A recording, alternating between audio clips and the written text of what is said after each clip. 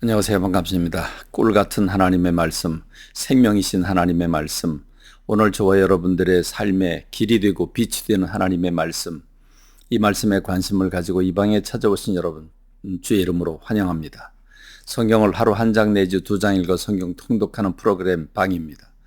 오늘도 성경 한 장을 읽으면서 깊은 주님의 마음을 읽고 주님의 뜻대로 순종하며 살아가는 저와 여러분 되길 바랍니다.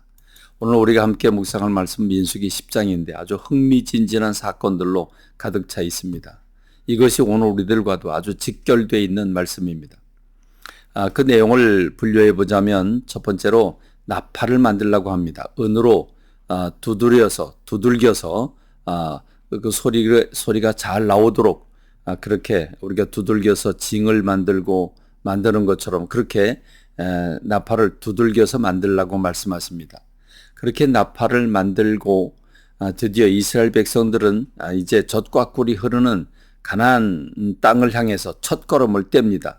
구름 기둥이 움직이고 법궤를 둘러매고 이스라엘 백성들은 다 각각 보따리를 싸고 그리고 이제 젖과 꿀이 흐르는 땅을 향해서 첫 번째 여정을 시작합니다.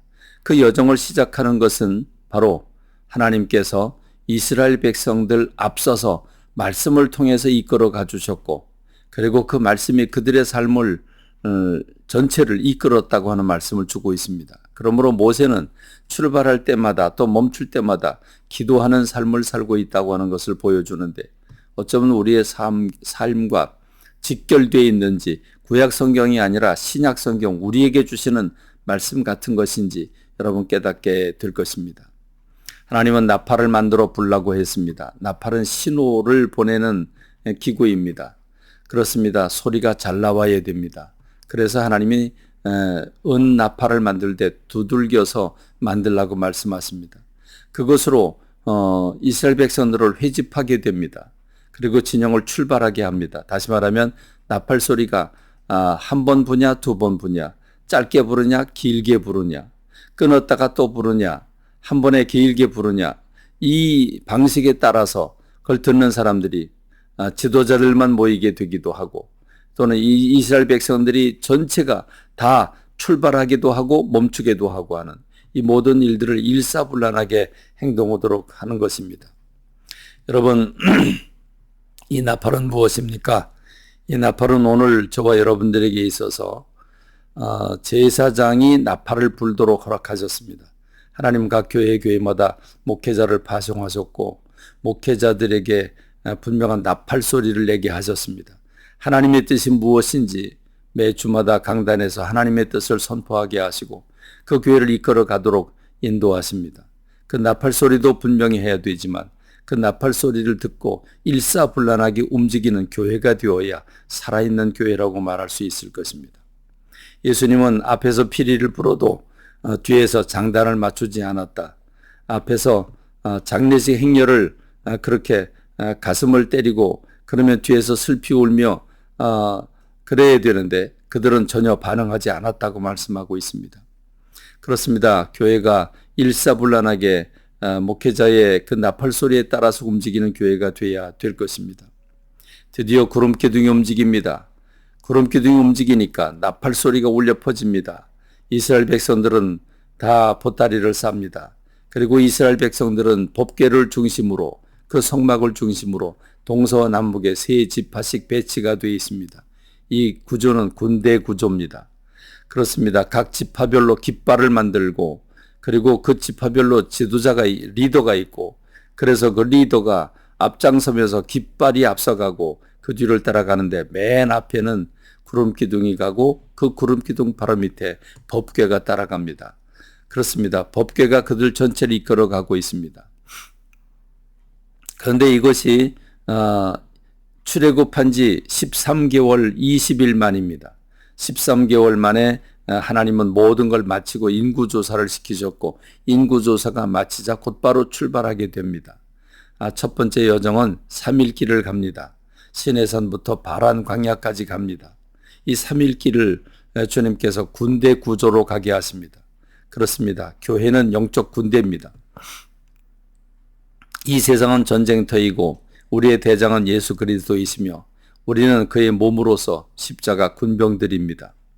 그렇습니다. 하나님께서 이스라엘 백성들을 군대 체제로 편성한 데는 의미가 있습니다.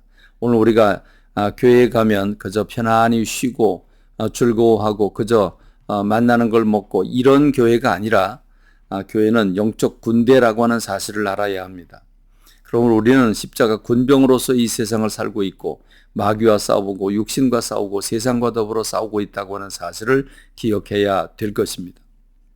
그런데 이 모든 과정에 대해서 하나님은 하나님의 언약궤가 그 3일길에 앞서가면서 그들의 쉴 곳을 찾았다고 말해주고 있습니다. 한마디로 말한다면 하나님의 말씀이 저와 여러분의 삶을 이끌어 가야 합니다. 내 생각과 내 감정과 내 사상이 나의 삶을 이끌어 가서는 안 됩니다. 내가 쉴 곳과 가야 할 곳을 하나님의 말씀이 먼저 앞서가면서 하나님의 뜻을 찾고 그것을 이루어 드리는 삶이 우리의 삶이어야 합니다. 여러분의 인생의 주인이 되어 있습니까? 하나님이 여러분의 인생의 주인이십니까? 주님의 뜻을 자꾸 물으셨습니까?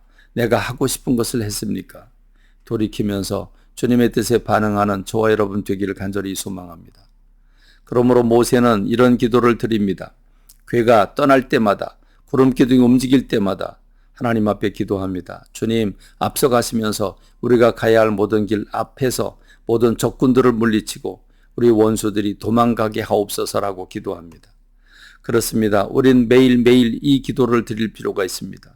새벽에 주님 앞에 나오고 또 매일 주님 앞에 와서 하나님께서 내 인생 앞길에 나를 방해하는 모든 사람들을 주님께서 그 마음을 돌이켜주시고 흩어주시고 내가 가는 길이 평안하게 하옵소서 기도하고 또 궤가 멈출 때에는 구름 기둥이 멈출 때는 여호와여 돌아오셔서 우리들 가운데 함께 하소서라고 기도했습니다. 무슨 말입니까? 내가 쉴 때에는 주님이 나와 함께 하셔서 주님의 그 넓은 팔로 우리를 감싸나 평안하게 해달라고 하는 말입니다. 한두 번이 아닙니다. 웨네버라고 했습니다. 궤가 떠날 때마다 궤가 쉴 때마다 모세는 기도했습니다. 오늘 저와 여러분들이 늘 기도하는 삶이 우리의 삶이어야 합니다. 하나님께서 앞서가시고 우리가 뒤를 따라갈 때 평안한 삶이 됩니다. 이런 기가 막힌 메시지에 여러분 반응하고 여러분 가슴이 뛰면서 그 말씀대로 순종하는 저와 여러분이 되기를 바랍니다. 감사합니다. 말씀 맺겠습니다.